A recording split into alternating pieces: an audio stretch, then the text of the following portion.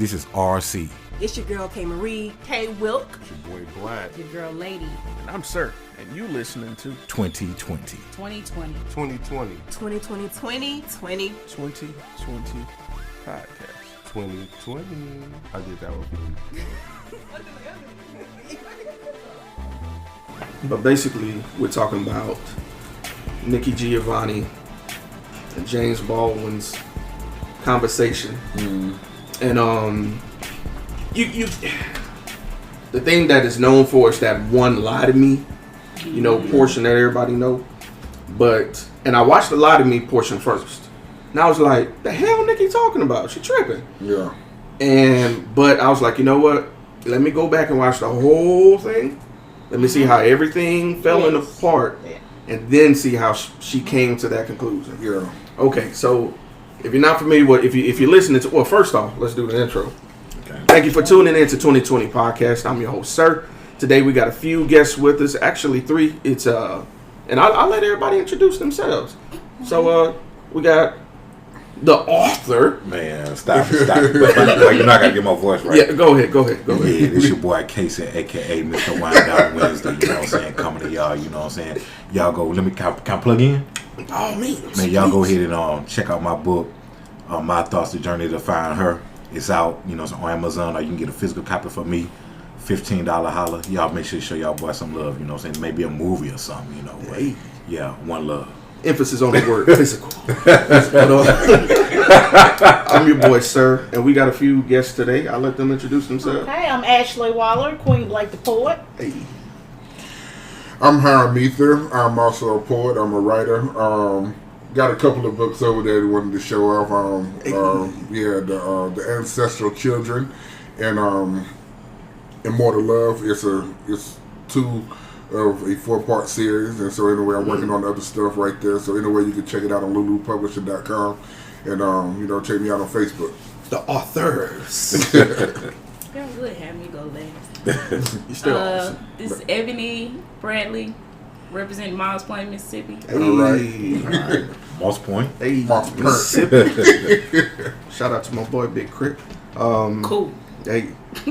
But today we're just having a conversation like they were. And like I said, the conversation that Nikki and James were having was very deep is an understatement. I couldn't think of another synonym because there was so many layers to that conversation. It was borderline scary. And what I mean by scary, it was the truth in the conversation that made me uncomfortable, because here it is, 2019. This interview was conducted in 1971, and how it still relates is jarring. It's like, I'm gonna put it in perspective. Everybody know that song, Pac song, "I Wonder If Heaven Got a Ghetto." Yeah. Okay, there's a part when Pac says, "A bottle of juice is no excuse. The truth hurts." He's referring to a young lady being shot who was trying to buy juice. And when I think of that, I think of Mike Brown. He talks about police and the riots. I'm poor and I'm black and my stomach hurts, so I'm looking for a purse to snatch. All this stuff that Pac was talking about in 92, 93 applies now. And even in the same song, he says, "I know it seems heaven sent, but we ain't ready to have a black president." Yeah. Wow. It's stuff like that it really makes me realize, and this is why I'm a history buff. I firmly believe that if you don't understand the history, you're doomed to repeat it. And I feel like with so many of us having that I'm gonna just do me mindset and not really connecting with the previous generation, and we'll get to that in just a minute. Right. Okay. We're gonna repeat the same issues, and I think that's why this hit me so hard. It's like, wow, we're repeating the same cycle from 50 years ago. Because 71 is almost 50 years ago. It's 40 and some 2 years change. from now. So that's what I want to bring to y'all. So again, I was talking about how the lie to me. Everybody's seen that portion, right, where Nikki and James are talking about lie to me. What did y'all take from that? Like, just her statement of give me the same effort. You lie to the And I'm gonna be graphic because this is what Nikki was saying. Yeah. Right. You lie to them crackers all day. Lie to me too. Mm-hmm. Well, how did y'all take that? I personally, I was thinking that, you know, she knew very good what was going on. She knew very good the climate. But, you know what I'm saying? I mean, yeah, you understand, yes, she wanted the same level of, she wanted the effort, but she know why this man was kind of, you know, why he grumpy when he come home. Right. You know, so she knows that or whatever. I'm not saying by any means, you know, so she deserved to be anybody punching bag. You know what I'm saying? But you need to understand, y'all. You know, since you know y'all in the same situation, y'all in the same, connect right there, and then go from there. Don't ask him to lie to you because that's a whole nother can of worms right there. I mean, if you go, and I, you know, respectfully, you know, you want him to lie about that, but then not something else. You know what I'm saying? And so that right there, you know, that it's a slippery slope in and of itself. Okay, I don't think she meant it literally. Okay. To a certain extent. I think that sometimes in relationships we don't realize just how much we bring our work home, how much we dump on our mates. And I think it's just balance. I'm sure that sometimes we come home and say, man, I had a bad day, or he's sad, or he's depressed. I'm sure she understands that, because that happens. But not every day. So she's probably saying, hey, sometimes I need to see you smile. I need to laugh. Just like you shuck and jive with the white man. Sometimes I need you to come home, even if you didn't have a good day. I need you to show me some love. Show me some of that inspiration that you do at work all day. So, but it's different ways to look at it. I agree with what she's saying, though. That's how I took it, more of not keep your problems away from me, but learn that there are sometimes when you're going to have to be able to shut it off and just understand that your family needs you right now, that your problems can't be bigger than your family in that moment. Because when you're having a problem at home, you're going to go to work and you're going to smile, and they won't even know what's going on at home. Right. Your power could have just got turned off. But would y'all say that she could have conveyed that a lot better? Yes. Okay. And so anyway, and that's, like I said, I have a few, and you know, as we go on, I'm going to see if we go there, because I personally have a few prejudices when it comes to the way things are said, you know what I'm saying, when it comes to the relations between men and women. And but anyway, but that goes back to that inability to communicate from a woman's perspective to a man what she's talking about, and from a man's perspective to a woman. Yes, we say different words meaning the exact same things, and it comes off. This person may hear bad as a completely bad thing, but this person might hear bad as, oh, it wasn't as good as it could have been, but it was okay. But it's the exact same word meaning two completely things. Some people only hear lies. Right. That's what I heard. I just think that y'all are more detailed in y'all answers than men are. I agree. You know, because we could be, and I'm trying to paint the picture, but not get off the subject at the same time. No, by all means. But this rabbit hole takes us. Let's go. Because look at these notes, bro. I got them. We out. You know what I'm saying? It's kind of like if a man goes to the grocery store and we bump into somebody we knew, we be like, yeah, man, yeah, babe, I bumped into Mark, or I bumped into Jeremy at the grocery store. And that'd be the end of the story. Right. Women, on the other hand, babe, I bumped into Sue, and we sat and talked. I ain't seen her in so many years, and I was just about to go to the aisle where the meat was at, because they had a sale on the meat. But when I was going on the aisle, I remember that I forgot my purse, and then when I turned around, I bumped into Sue, and me and her had a good time. And you know, while we was talking, this other man came with us, and we just staring at us. So we not gonna, that could happen to us, but we not gonna say that. So women are more, to me, I think. I ain't gonna say that. No. Say it. Let's not talk too much. I just think that y'all should be more direct with y'all answer with what y'all want. Mm-hmm. Because guess what? If y'all was to catch somebody cheating, mm-hmm. y'all gonna be straight direct with that. Mm-hmm. Right. And so anyway, and I think it's what emotion also is being conveyed, because you know what I'm saying. Exactly. When you catch somebody cheating, like that's teetering on the lines, if not outright aggression, right there. Like exactly. You know what I'm saying? So but when then, she said lie to me, that's almost me in here. Whoa. She said lie to me. Right. They're not hearing what me and you hear. Right. We're hearing just because you had a bad day. Sometimes come home. Because we face it with me too. Sometimes I need the good part of you too, just like they get. But all they hear is lie to me. You know what I mean? And again, it's, you know, like you said, I mean, he pretty much nailed it. You know, when it comes to that, because you know, it's like, you know, she I read an article. It was a Time magazine. I think it was a Time magazine. Forgive me if I'm wrong. It was a Time magazine article, and I promise you, it was probably one of the most profound things I ever seen. I mean, it applies to humans in general, but but in this case, women are more. Anything that something that happens, whether good or bad, and your emotions are attached to it, you retain that. Like, you probably don't even know what you had on last Saturday. But you remember 5 years old when they gave you a surprise party, took you to Chuck E. Cheese or whatever. You know what I'm saying? And the detail, you remember the smells and all the sensations in the air. You know what I'm saying? That's what everybody do. Okay, but then, like you said, she was surprised to, she was surprised it kind of happened to meet her friend. And so anyway, she took in all of that. And then she is also sharing that with you. You know what I'm saying? She shared that with you. Like all the sensations, everything that went on right there, however irrelevant irrelevant to telling you. That's what it is. And so, and like I said, like you say, I'm gonna try to stay within the lines of this right here. But it's like I agree with this brother here. I mean, like to a level that I really didn't realize just even a second ago. But y'all do, like you say, just be a little bit more direct. Like, we talking, you know what I'm saying? You like, yeah, like we was just talking a second ago. Oh, Auburn is in a thing. I'm like, okay, all right, you know what I'm saying? We just kind of exchanging on that, But if we, but then if we was to hear from somewhere else, it's just like, or just hear too much of something, it's just like, like me, I zone out. You know what I'm saying? There's only so much my brain can like really process a lot of times. You know what I'm saying? And so, it's a it's a thing. We just gotta take the time. Yeah, we going through it. Like the women catching hell, men catching hell. You know what I'm saying? So we just gotta either take time out of that to really understand the process of how we think and comprehend things, so that we can convey it like that. Because like I say, they hear that.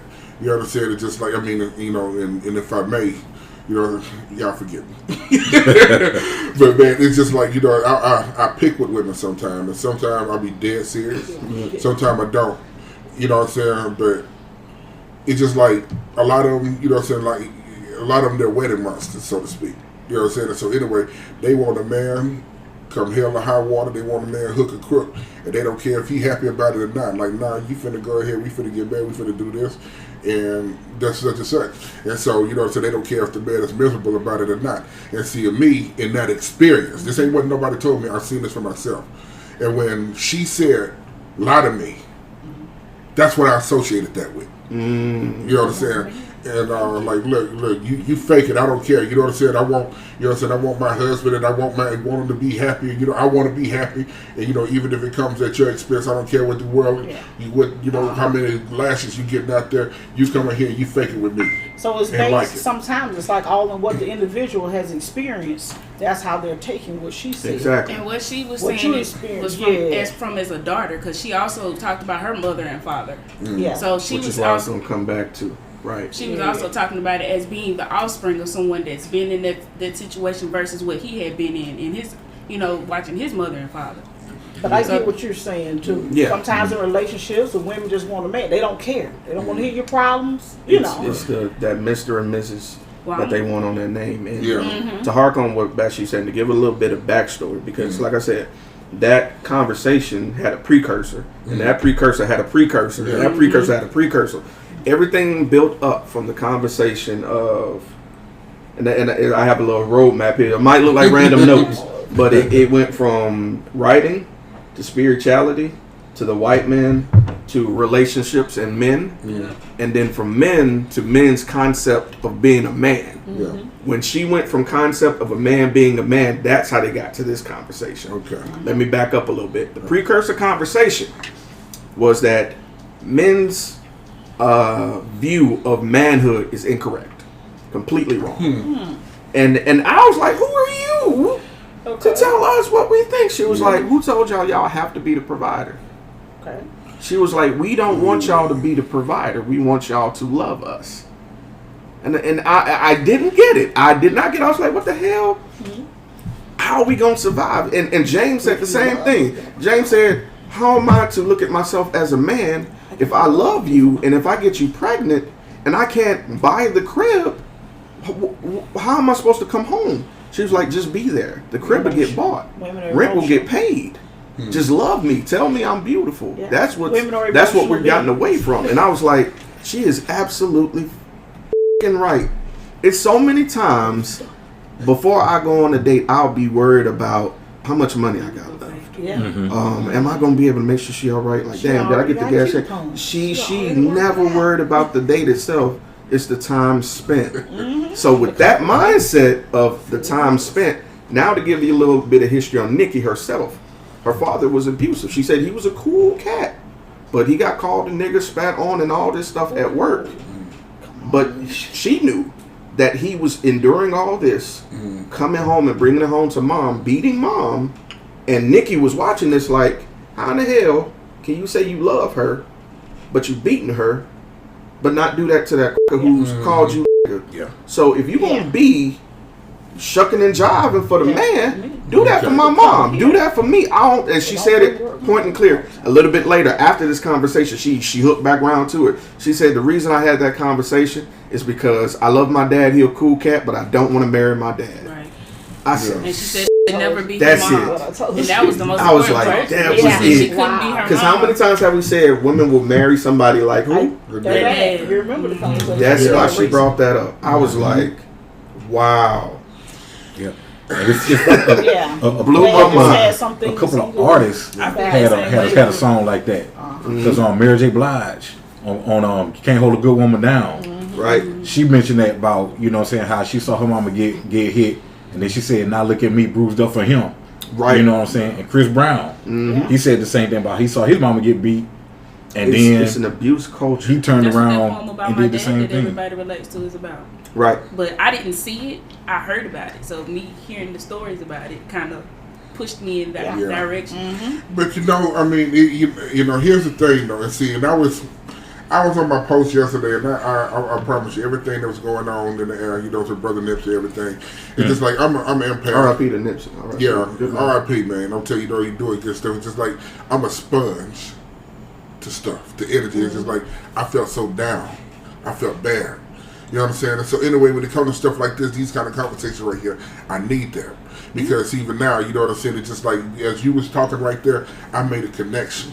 You know what I'm saying? I made a connection. You said something, or you mentioned something about people, we know how to mask and cover up good. We don't know how to heal. We don't know how to heal. Yeah, and so it was like, and I'm sitting right here, and like I say, we are the same exact words. What you just said. We've learned over thousands of years how to survive, but we ain't doing anything with the scars. Yeah, yes. And so and even that right there, you know what I'm saying?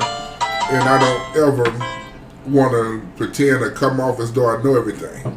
You know what I'm saying? But then when you're dealing with that, no, and so like me, I don't want, like if I got some issues, I know, I'm going through some stuff right now. A couple people know.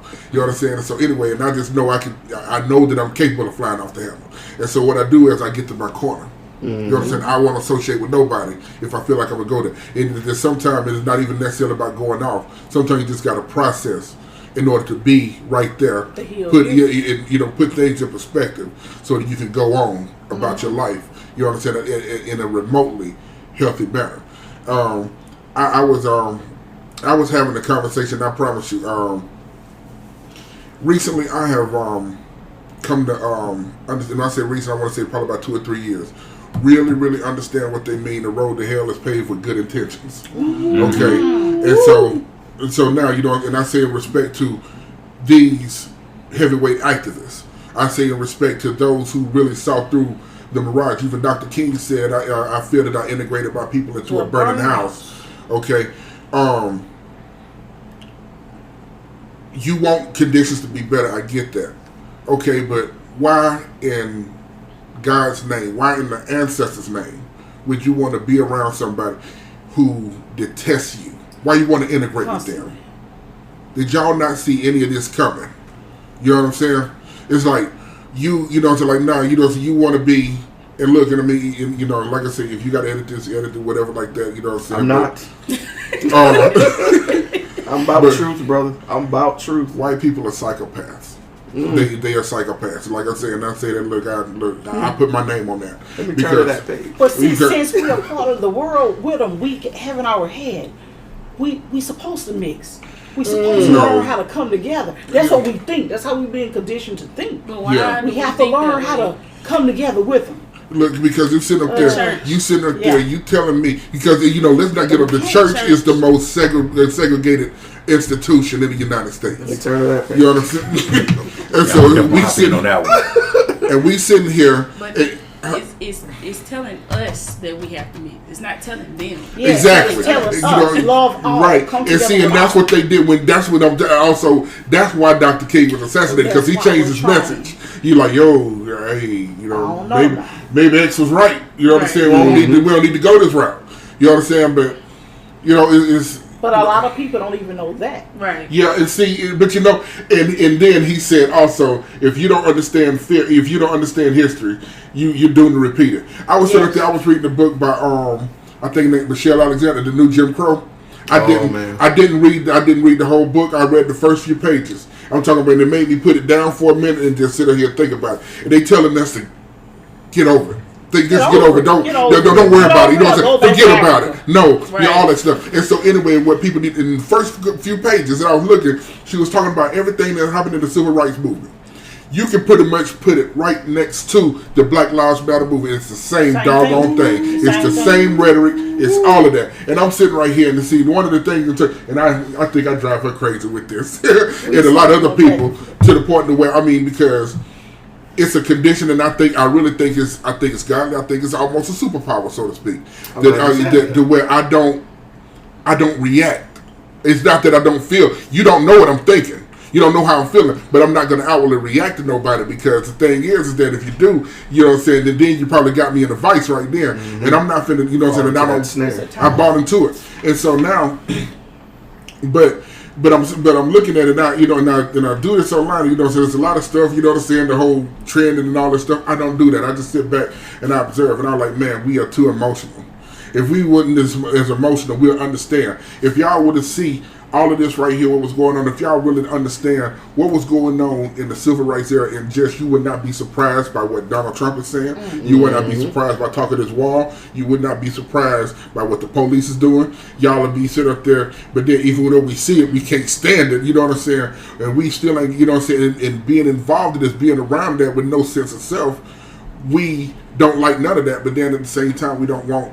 We can't get our stuff together to the point to where I can't look at, that I look at people in this room or look at people out there in the street, you know what I'm saying, not look at them with contempt. You know what I'm saying? So to speak, and be like, okay, well, we in the same boat. We need to get together, you know what I'm saying? Somebody need to get our mind, some of us need to get our mind right and get this changed, because if not, it's going to, these last 50 years, it's going to be on repeat. And we need to stop this. We need to stop this. Look, okay, I'm half crazy. Okay, I get that. You know what I'm saying? But I know what we need to be. I know I need to heal. You need to heal too. Ain't none of us right. So Ain't we none of us all 100% saying we right. need to heal. But then when the man go on the job, he come home, and he's acting in unhealthy ways. The thing is, maybe we need to figure out how to put out, what can he do? You know, is it help out there for people that's going through this? Before they get home and beat their wives or whatever. How can they handle that in a healthy way from work and home, or home, work? You know what the modern day way of doing that? Video games. Video games. For men. Video games, sports, something like That's that. why I'm down. Well, It is an escape, but for some of them, it relieves some stress. Mine I'm is gonna say this. I'm gonna say this. Music. I'm gonna say this. Video game is a number. It's like codeine. For instance, it doesn't fix it. It just takes your mind off of it until you go back to work. And so it's like blood pressure. Like you eat unhealthy, you pop a pill, right? But that doesn't get rid of hypertension, does it? It's still in you. Yes. So that's what video games is. It's therapy. But the thing is, though, let's go back another step. And James and them talked about this. This was one of them precursor conversations. This is why I was telling everybody. I understand that the lie to me is cool, but watch the whole thing. It'll blow your effing mind. I watched it 3 times. Man. So they talked about sexuality. Okay. Now, when I say sexuality, I'm not talking about homosexuals and all this and all that. We're talking about identification of who you are. Okay. So when you're born, regardless of what is going on in 2019, you're going to identify as one thing or another. I'm not going to get into that. Okay. Look, it is what it is. You got a penis or you got a vagina, bro. Yeah. That's it. Both. So Okay. the problem is and James was, and I had to listen to James say this a few times. As a black man, we kind of have two strikes. Because one, we're male, so we're naturally the aggressor of everything. We have to be the hunter, the aggressor, negative and positive connotations attached. So, because let me put that in perspective. How many cases you've heard about a man being raped that really went somewhere? You see what I'm saying? Yeah.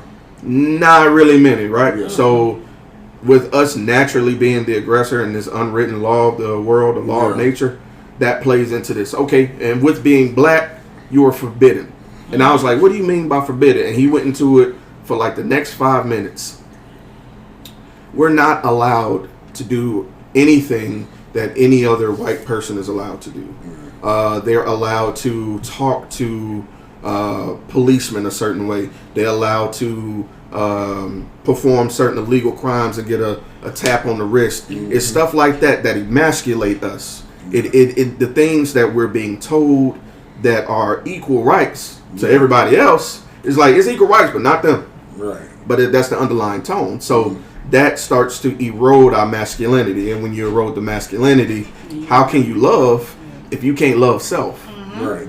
So that goes into the next step. So if we can't love ourselves, how can we love you?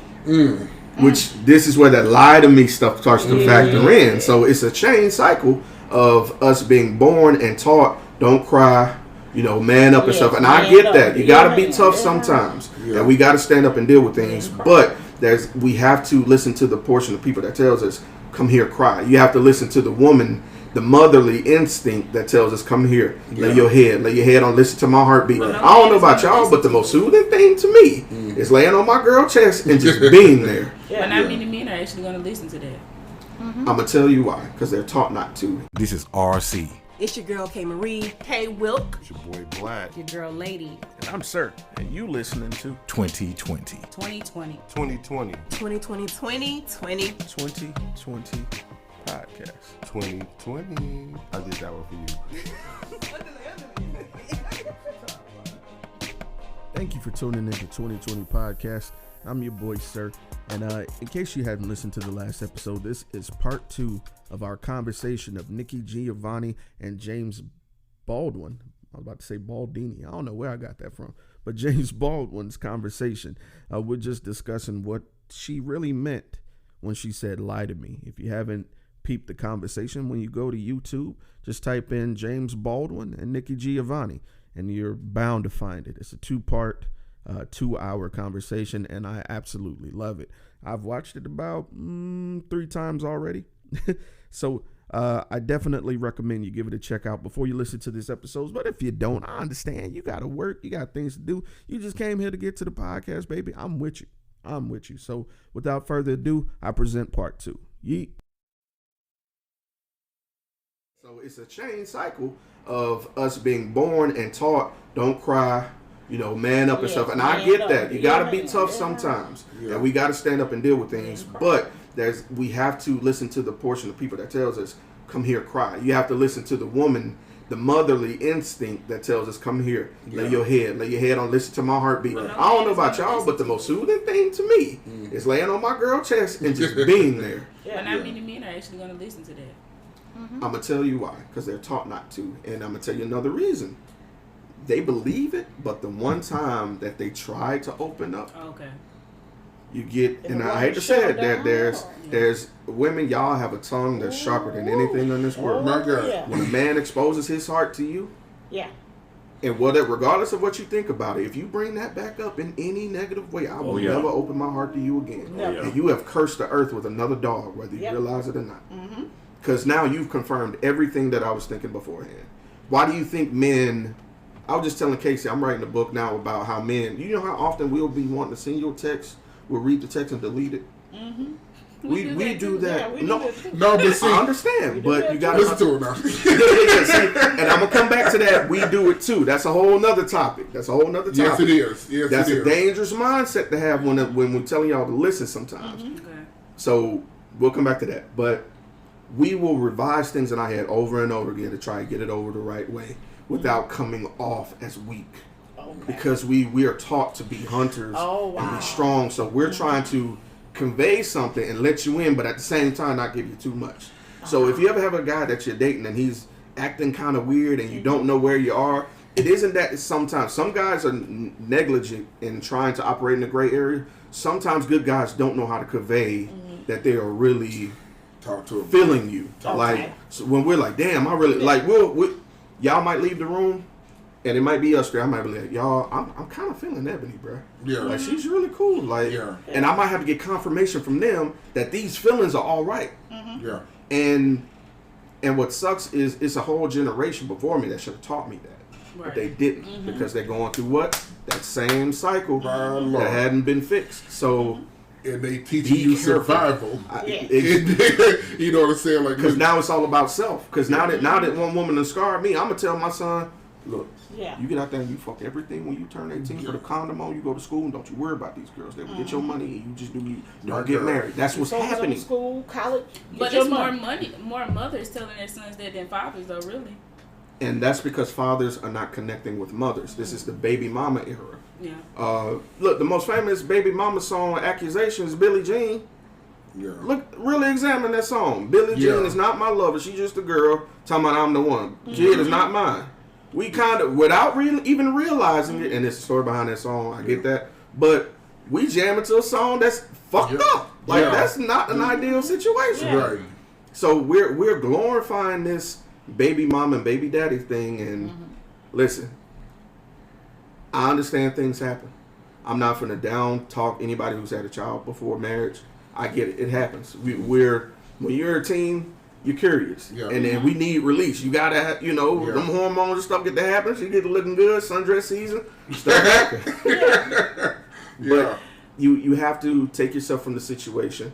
We need that person to be level-headed. I understand that being a baby mama or a baby dad is easy to be spiteful. You cannot like the other person, but that child does not need to know that. Right. The other people around you does not need to know that. Your mom does not need to know that. You don't need anybody that's willing to co-sign talking trash about other people will do the same shit to you. So watch your circle. So I'm a firm believer. Like my brother, and I ain't trying to put his business out there, he has a baby mother too.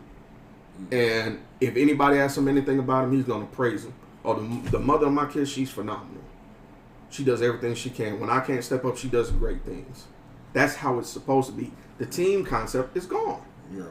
So we have to bring it back up. Well, we have a team concept. It's like, it's not lie to me anymore. It's like, we going to lie to y'all. And some of that, the social media has started that because people relationship be going through hell in the home, but on Facebook, they're a whole other turn way, and then you're trying to make stuff work for the wrong reasons. Like, but dang, our picture got 1,000 likes, so maybe I should, work it out with or work it out with him. So that way we're not fixing nothing. That's a masker and a deceiver. Because like Coleman said on Driving Me Wild, like Ryan and Reese or Kamara and Russ. Relationships could be dead but look live to us. You know what I'm saying? So that's how we do that. And the back to the church is the most segregated part. I was complaining about some stuff. I ain't gonna say about what, but I was complaining about some stuff. And God was like, well, do something about it. And I said, okay. So I started doing something about it. And that's the same thing with the church. We did something about it. Like we broke away from, the white church or whatever that case may be. But then what did we do? We went amongst our own and started segregating. That's true. Church of God in Christ, Baptist, Methodist, Southern Baptist, and different stuff like that. So now you got some people who like, well, I ain't gonna go, to that Baptist church because of X, Y, and Z. Or I ain't gonna go to that holiness church because of X, Y, and Z. If we broke away from being discriminated against and treated badly, why are we doing the same thing to our own kind? Monkey see, monkey do. You know what I'm saying? The same thing, respect to Nipsey, but the same thing with that. Instead of us, the people who knew him or the people who just thought it was just a bad situation, instead of us saying, that was sad, we need to, come together in our community, we on Facebook dogging people. Oh, y'all should be like Nipsey. I wish there were more Nipseys around here. Y'all men ain't nothing. Y'all need to, you know what I'm saying? It's like we get tossed to and fro with everything that goes on, and people put their, emotions instead of rationalizing what's really going on. It ain't the time to dog nobody because somebody just died. If anything, it's time to see what he did together in the community. And I don't care about him being a gang member, all that stuff. That's not the issue. But what he was doing in the community, people who dogging him in the church, not even doing that. Right. You know what I'm saying? And see, that right there, you know what I'm saying? And then people around me, they know I have an affinity for the... Y'all read comic books? Y'all live on comic movies and stuff like that? You gotta see where you are. Man, look at the Okay, all right, then. See, anyway, like, okay, the Batman, he's the Batman. He the dopest. He probably one of the dopest comic characters to me because of what he stands for. You know what I'm saying? And that I think is in line with what we're talking about right here. You know what I'm saying? I mean, the thing is that you take for this particular instance right here, you take Thanos. I like Thanos. He's probably the perfect villain simply because he's a Titan, but he's human. But then he had an objective. He had a thing. He was so hard pressed to get something done that he sacrificed everything to do it. Okay.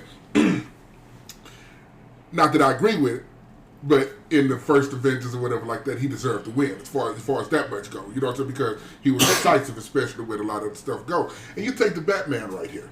You know what I'm saying?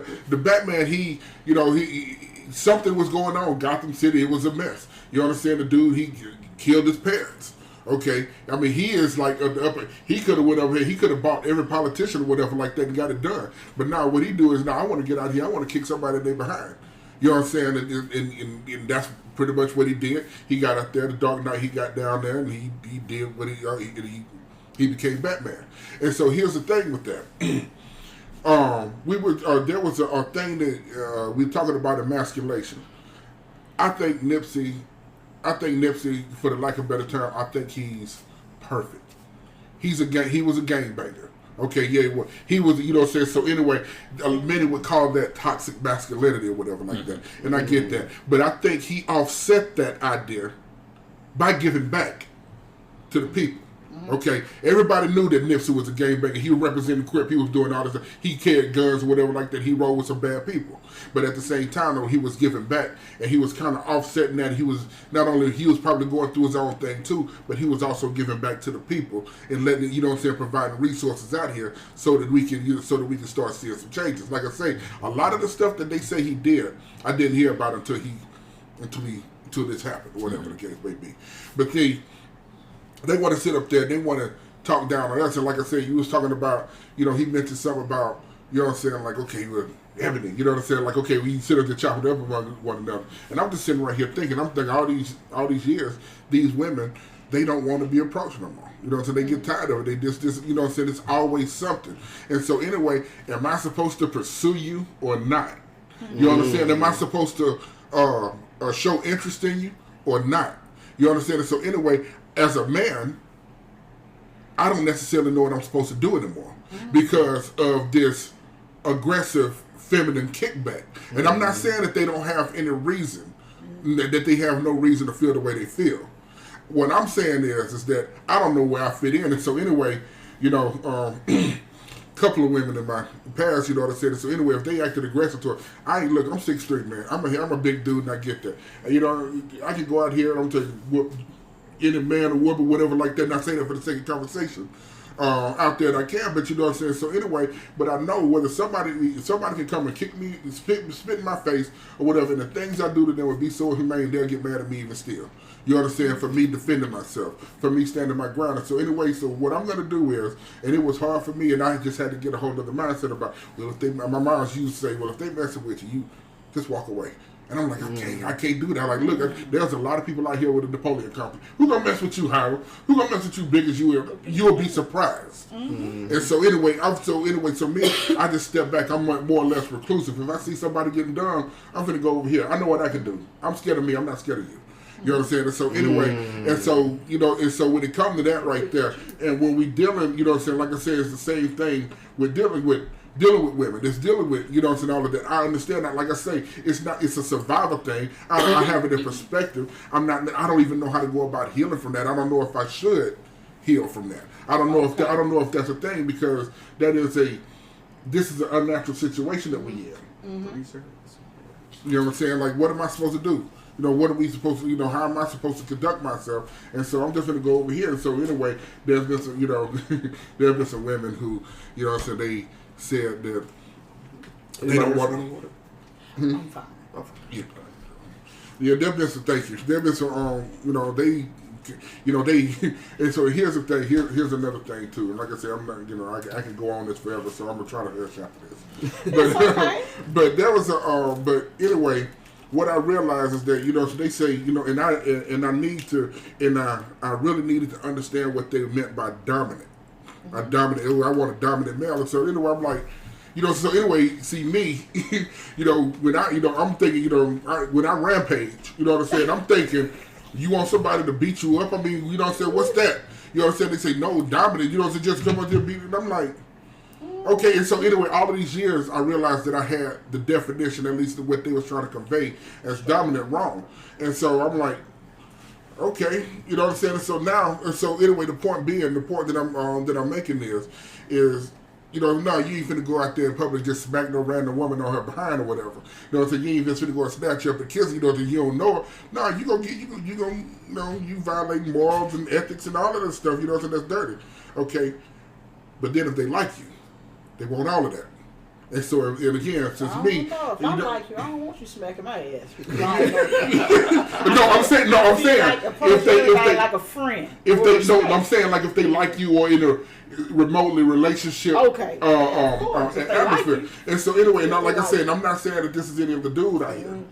I'm saying I gotta walk on eggshells for me being, and I was, and I had and I told another sister this. I said, look, women, they can get out there, they can, black women, they got that much more freedom than what we do. They can go out there, and they can probably pop off at the police. They might get tased or something.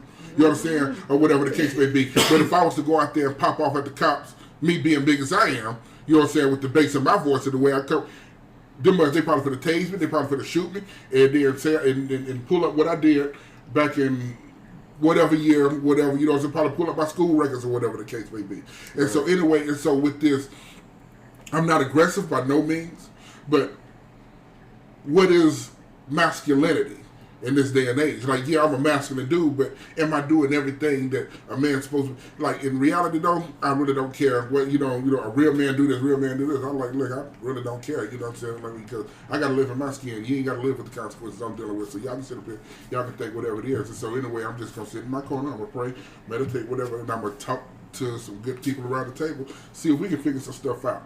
You know what I'm saying? And so anyway, all of that right there, you know what I'm saying, that's one thing that I was going to get with too about the older generation, is that they dropped the ball. They didn't talk to us like, okay, y'all meant well by just kind of going along with the program. Y'all meant well by wanting to shield us and be, so not wanting to really acknowledge that right there. But the road to hell is paid to good attention. You meant well, but we dealing with a lot of the similar things, probably not quite as blatant as they were. You know what I'm saying? So anyway, with all of that right there, like, you know what I'm saying? Like, and then on top of that, a woman, they have an idea in their head what they think a real man's supposed to be, but what that's in their head don't really fall in line with, you know what I'm saying, the proverbial laws of physics in this case. You know what I'm saying? But so, I don't know. I say this time, just approach women. This for man and woman. Instead of approaching people, want a relationship off the top, you don't know them. Approach them with friendship. I want to get to know you. Approach everybody with, I don't care how fine it is, how spiritual they seem. I agree. Approach them with, I just want to get to know you. That's it. Now, as getting to know each other, if you vibing right and y'all feeling that extra stuff and y'all want to be together, then you be together. But don't approach it as, I want to be with you. You so fine, you so beautiful, you so handsome, you so smart and sexy. I want a relationship. You don't know that. Mm-hmm. You don't know. We need to take our time and get to know each other. And if you're approaching everything as friends, then you're not putting everything out there at first. And then when she say, I have a boyfriend, or I got an old man, or I'm not interested in you, you're not feeling as bad because you're not coming on too strong in the first place if you're approaching it as friends.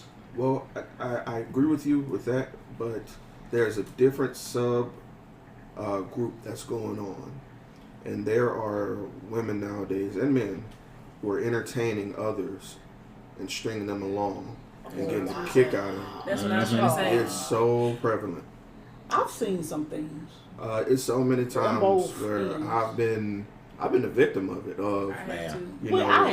It's just fun, I'm just, we're just talking. It's just, I got my dude here, but I'm gonna hit you up with my dude get on my nerves or here at work. You know, I just need something to do. It's so prevalent. Yeah. It's so prevalent. It's scary. And they're more and more open about it. Yeah, it's something to celebrate. Yeah. You know, and it's talked about. You know, it's okay. You know, I'm just gonna talk to my boo or my sugar daddy who don't want no sugar.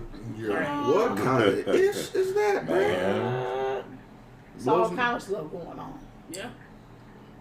So, going back to a couple points y'all made together, as far as separation in spirituality and church, their perspective, and if you watch them, I would say it's easy to come off. It's easy to take what they say as if they were atheists, but they're not. They're just free spirit. Yeah, agnostic at its worst, I'll say. They believe that the concept of God to white people is different than the concept of God to black people. Two separate entities. Because Nikki made it a point to say, yeah, we took Jesus and we made him ours. You know, but that's the thing. That's another thing she mentioned too. How we just hold on to Jesus. We don't even. If you stunt your toe, you're more likely to say, "Oh, Jesus," than you are, "Oh, God." Right. For some reason, we take Jesus more than we take God. We only use God when we need something. We don't really call on Jesus when we don't really call on God when Brent ain't getting. When. You know, when we meet somebody, oh, thank you, God. We're not going to say that. We're going to say, yes, Jesus, thank you, Jesus. But when something bad happens, oh, God, please help me pay my rent. Oh, God, please help my car start.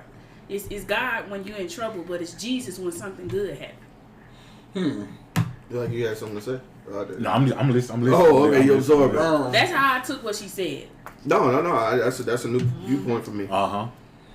And I agree. Now that I think about it, I agree. Because I still don't understand what's the debate about what Jesus looked like. Like, if you believe in the word, if this was the Bible, so that this is true. So we should only be picturing the spirit instead of a color. Is that what you're saying? In a sense, I look at it like this: if you're as Christian as you say you are, if you're a devout Christian and you believe this book is 100% truth, well, that is in the book. So that is truth. What is there to dispute? Right. So what are you not getting? Yeah. And so now your racism is showing. Right. And so I find it in that interview they talk about seeing white people and just they compared them to snakes.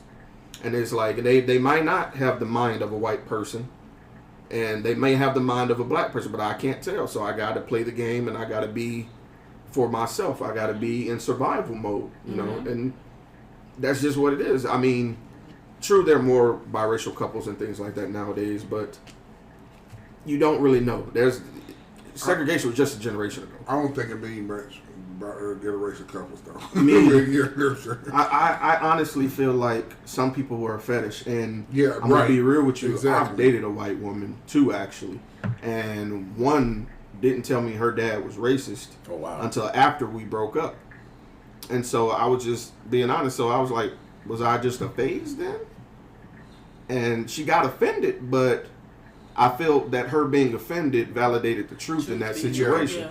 And maybe she had something that wanted to spite her dad. That's why she kind of came to you in the first place. Right.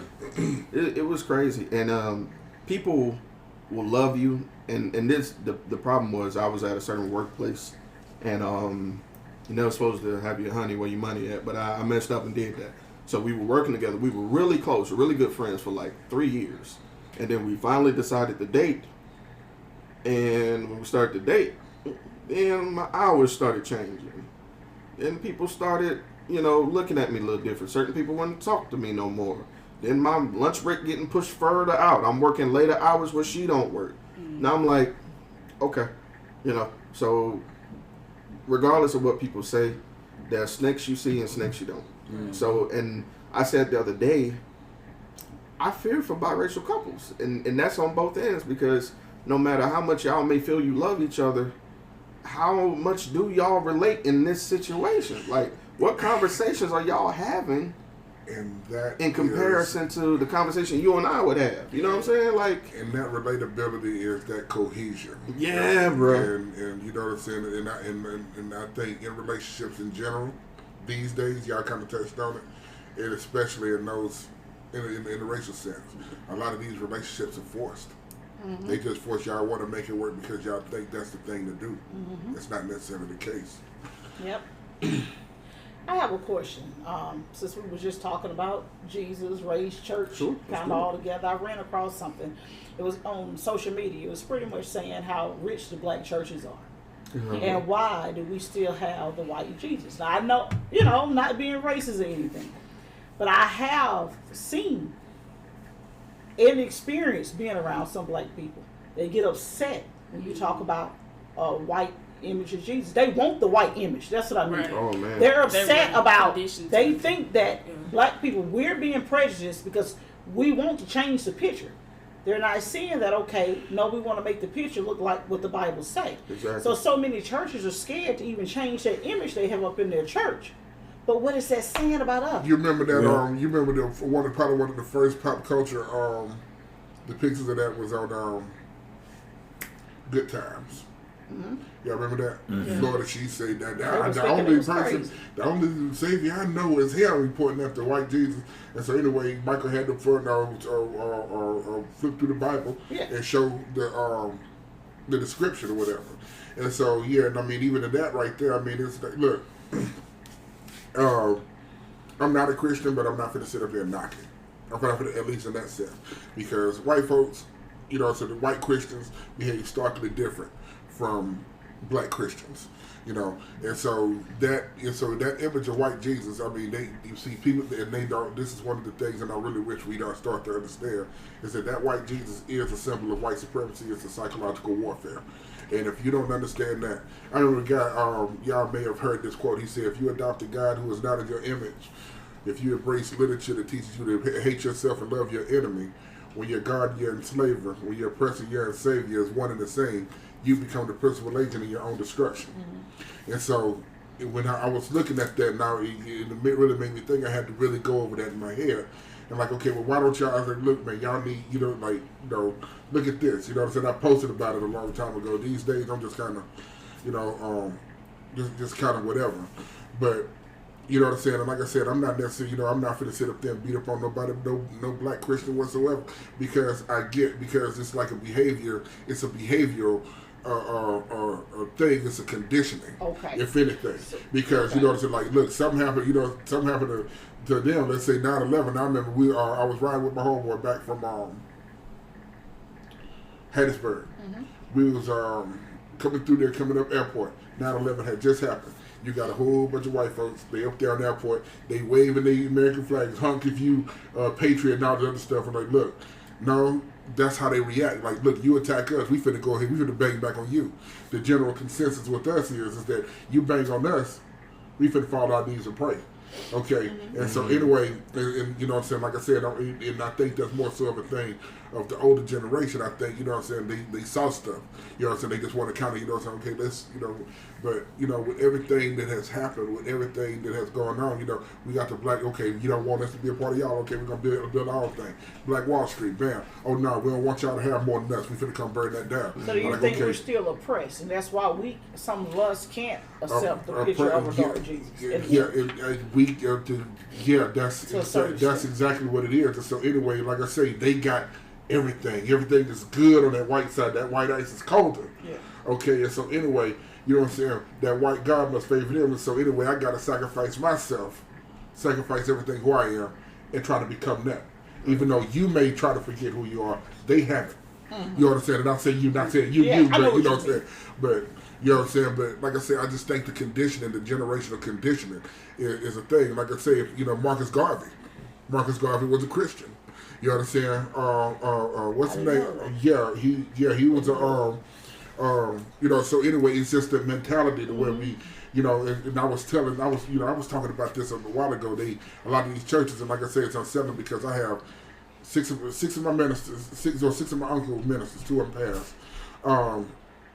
And so anyway, it's just a lot of them, and you hear about on Facebook, you hear little stories or whatever like that.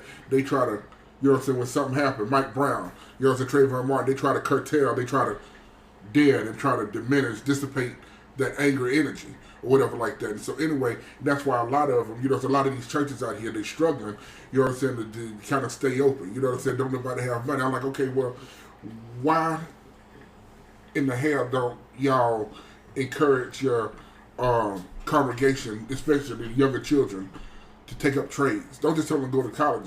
Tell them to create a business.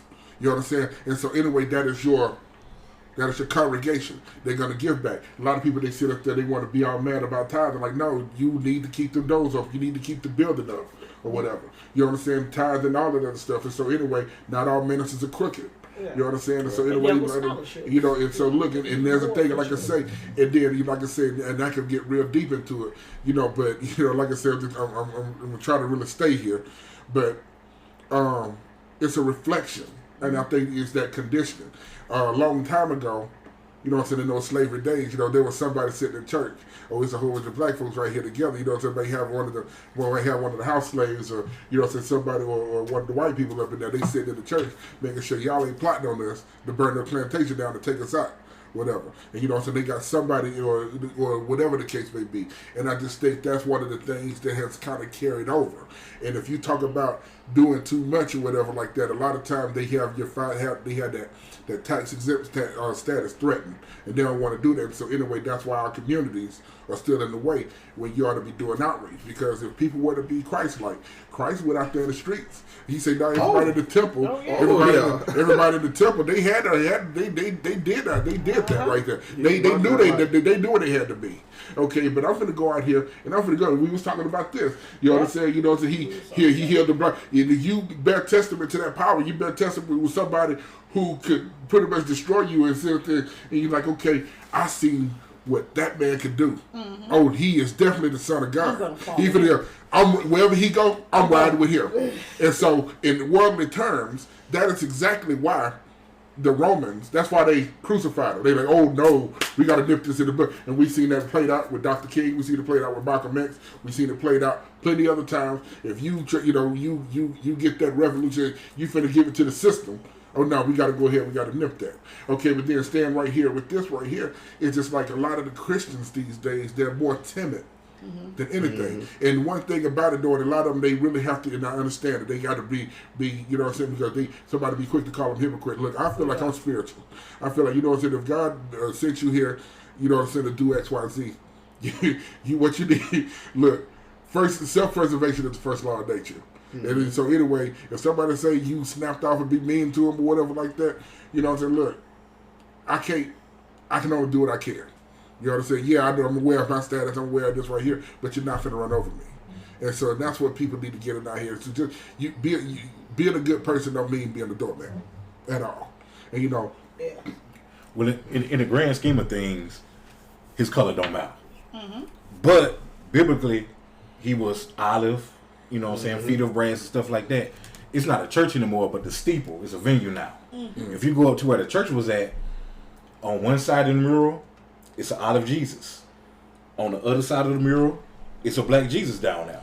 Mm-hmm. You know, so I asked some people, I said, did y'all know that? They're like, no. They're like, I didn't know it was that. In the majority of the black churches here, you know, they have the depiction of Jesus, which was, I think his name was Sirr. The picture, yeah, that's the actual picture that they show of him or whatever. But with the case of that, if it was a movie about Jeremy, would you want Tom Hanks playing you? Yeah. You know what I'm saying? Yeah. Like you still get money, and it's the story. It may say the story of Jeremy Evans. Yeah. You know what I'm saying? But you don't want. You know what I'm saying? Even though your message is getting out there, your life is getting out there, Tom Hanks doesn't depict who you are. Right. Even though your message get out there, it's still a lie in the sense that, you know what I'm saying, that's not who you are, who you resemble. Yeah. So with the thing, exactly. So with the thing with the church, once again, it comes to pretty much us segregating one from another. Because I'm a firm believer that the work is outside the four walls. Come on. And when I don't know if y'all remember, well, I'm pretty sure I do remember when we was doing dumb stuff and all these young guys was killing all these black women. You know what I'm saying? I was like, okay, well, we need to, you know what I'm saying, we need to do something. And it died down. So before that, I was doing outreach. Because everybody like, oh man, Mobile need to come together. We need to do outreach and stuff like that. So I put, hey, I'm going to be doing outreach Saturday starting at 10 o'clock. Let me know where y'all want to meet me at. I'm going to be starting in this neighborhood or whatever like that. People like, yeah, we're going to get to do it. People that inbox me, yeah, man, shoot me your number. You know how many I did that outreach 5 weeks in a row on Saturday. You know how many people showed up with me? 2.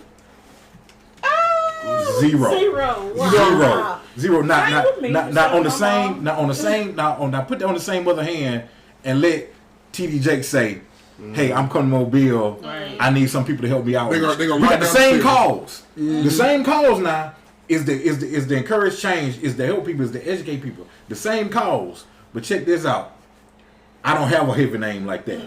You know what I'm saying? Even though it's for the same cause, we say we want the same thing. We say we want change in the community, but let an outsider who ain't even from the community come here. But he got a big name and a big following, and guess what? You know what I'm saying? Preachers, pastors, bishops, everybody gonna be out there. And the thing about it was, I remember one time I went to I was over in Baltimore, and I was walking, and I saw the guy. That man had a big old, I don't know about the ounces, but that man had a big old thing of weed or whatever like that. You know, I just walked up to him. I said, hey man, I said, what do you think? You know what I'm saying? The church can do more in the community to help out, to do more. You know what I'm saying, in the community. Young guy, you know, he put his hand behind his back and kind of like hit it and was asking me, no sir, yes sir, we could do. You know what I'm saying, this and that. You know what I'm saying? It all starts with a move. I ain't gotta come in there with a robe on and with a collar thing like that. If your purpose is to really help the youth, is to really help, and not even the youth, just to help people in general. You know what I'm saying? Because I was going someplace and it wasn't even rough. I went down to the Bottoms, the Avenue, RV, Baltimore, stuff like that. Ain't stuff like, you know, like, man, I should have wore a vest and like that. But some preachers, they not going to go that way. Either they feel like they're too better to go there, or they feel like, you know what I'm saying, they feel like they can't get nothing from them. You know what I'm saying? Because they'll go where they can get something from them. Because guess what? If somebody die, guess where that preacher going? He going to that, well, you know, I got a funeral home right here, you know what I'm saying, if y'all want me to bury him, they gonna go that in. But to talk to John, Sue, Jane, Paul, whatever like that, they ain't gonna go there just to minister to them. Especially if you're not gonna come to their church and give you some of their money. So you feel me on that? You was understanding where I was coming from. Yeah, I love outreach. I told my whatever. I mean, not to y'all, but whatever. Before I say what I'm finna say, I told my pastor, I said, if I never was to ever get a church, I'm fine doing outreach. I love outreach. Because that's where you're free at. Inside the church, it's so many rules, so many, you know what I'm saying, business, political stuff. You can't do this, you can't do that. You got to go by this, by that. And outreach, you're free. You know what I'm saying? You're free because we was doing, the church I go to, we was doing outreach down at downtown. That's where all the homeless and less fortunate people would, you know what I'm saying, would be. And it was free. It wasn't no, okay, you got to read the scripture right here. Okay, you got to pray right there. However God led you to minister to the people or to do to the people, that's what happened. You know what I'm saying? Everybody don't need a prayer right then. Everybody don't need, you know what I'm saying, scripture right then. Some people just need some words or need a hug or something like that. But some of those people that we bumped into that were homeless, some of the people were pastors. We walk up some were reading the Bible. We walk up to some people like, yeah, man, I had a, you know what I'm saying, 6-figure job and life just happened. You know what I'm saying? So if we're saying that we need to help people, and supposedly everybody inside the church supposed to have it together, but we're always inside the church, how are we helping the people that are outside the church? You know what I'm saying? So like when I told y'all before, I was complaining about stuff going inside the church as I felt about the church as a whole. And God said, well, do something about it. Well, I am. I'm going to start doing outreach again. You know what I'm saying? And it's not to bring no glory to me, anything like that. But if people really need help and you see it's not doing something done, and I got 2 legs, a vehicle, whatever like that, then you got to do what you can do to make that change. Whether you get 1 person, 2 person, or 20 or 30, it's you keep doing. One of my non-preacher uncles right there, like I said, because I really believe this cat, I believe he was the one that saved my life. He gave honor and glory to God. You understand? But, you know, like you said it in so many words. Sometimes, what he told me was, he said, sometimes he says a lot of people sit in jail. A lot of people sit in bad situations just because they didn't have somebody to talk to. Exactly. You understand? Yep. So, and I took that to heart. You know what I'm saying? I'm sitting right there because, like I say, I didn't.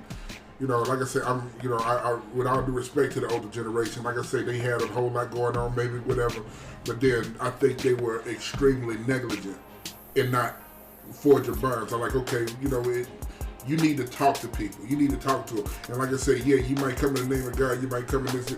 Look, talk about the birds and the bees. Talk about these STDs out here and why you shouldn't be going and having sex with any and everybody out here. God might be in the midst of it, but show me how to balance a checkbook. Pool resources. Talk about things like that. Things of that nature. You understand? And aside from the rift between the generations right here, you understand? There's no bond. There's not an elder I can go to and write off that I can think of that I can sit down to and just listen to and talk about real world things like this. And it's not that they don't know, it's that they just don't want to talk about it for one reason or another. It's like, and that's, some things may be painful or whatever the case, but there's some things that need to be said too. And, and we need to get out our feelings about that. And so I'm glad you said that, man. I said we tried everything else except for investing in ourselves these days. And so in that right there, that's one thing that we sorely need. We sorely need. And that's going to do it for part 2. Do you agree with Hyrim? Is there a disconnect between our generation and the previous generation? Is there a lack of communication? And what can we do to help that? What can we do to start that tough conversation? In the meantime, I need y'all to do me a favor. I need y'all to go to youtube.com, look up 20/20 podcast, and I need y'all to subscribe. We are almost at 100 subscribers, man. And if I can get to 100, I might have a secret video for y'all. I might. I'm not saying it's something that exists, but I'm saying that I might have something. So hit us up, man. We're trying to get on that level where we can be worldwide. So help us help the community by sharing this. Share this podcast. Somebody you love, send this podcast to them. Post it on your page. Like it, subscribe, share, all that good stuff. I got to get out of here. I'm tired. So yeet.